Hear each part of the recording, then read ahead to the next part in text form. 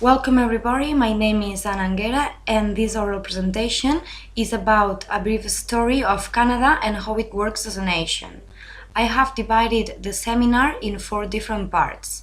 To start, I'm going to explain the Canada's system of government, then Canadian history, the making of a nation, to follow the American War of Independence, after that the British North American Act, and finally the Quebec Act. Firstly, the Canada's system of government is federal, democratic, and has a constitutional monarchy.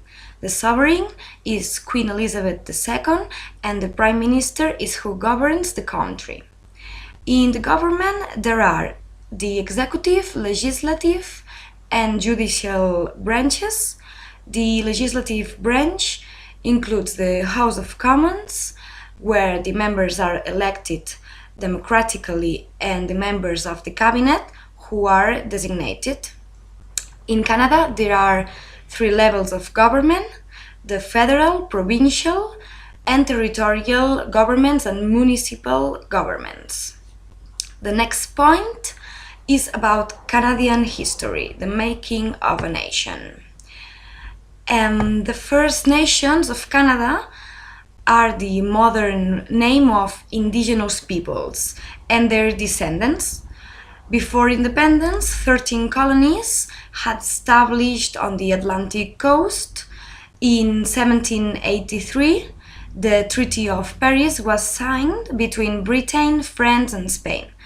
Therefore, the independence of the American, British colonies was recognized, and after that, new colonies began to appear progressively between 1867 and until 1999.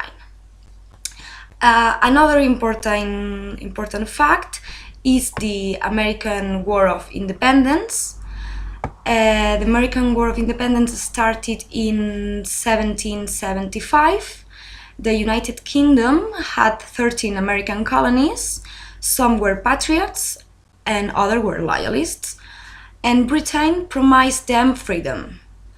But the inhabitants of these colonies declared their independence and started a war because they refused to pay taxes imposed by the crown.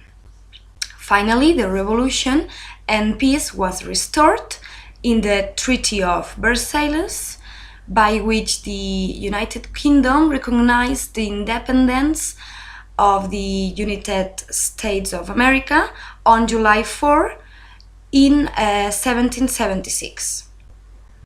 The next part is the British North American Act. It is a major part of Canada's constitution, and this act covers most of the Constitution of Canada and includes the original creation of federal domains, especially defining the executive government of Canada, the House of Commons, the Senate, the judiciary, and the tax system. It received its current name after the nationalization of the Constitutional in 1982. To finish this seminar, I'm going to expose you the Quebec Act. The British Parliament realized that the colony of Canada wanted a revolution, and the British wanted to maintain the colonial. So, British Crown established the Quebec Act in 1774, which restored the French Civil Code and the system of landed property. This certificate guarantees that the practice of Catholicism. And the British gave French people in North America an opportunity to use and recognize the Catholicism, the language, faith, and culture.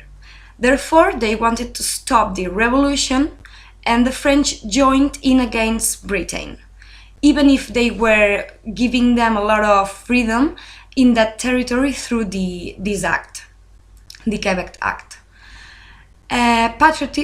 Patriots wanted the independence from Britain, and the loyalists believed Britain should rule the colonies. even though it was a fight between people from the same territory.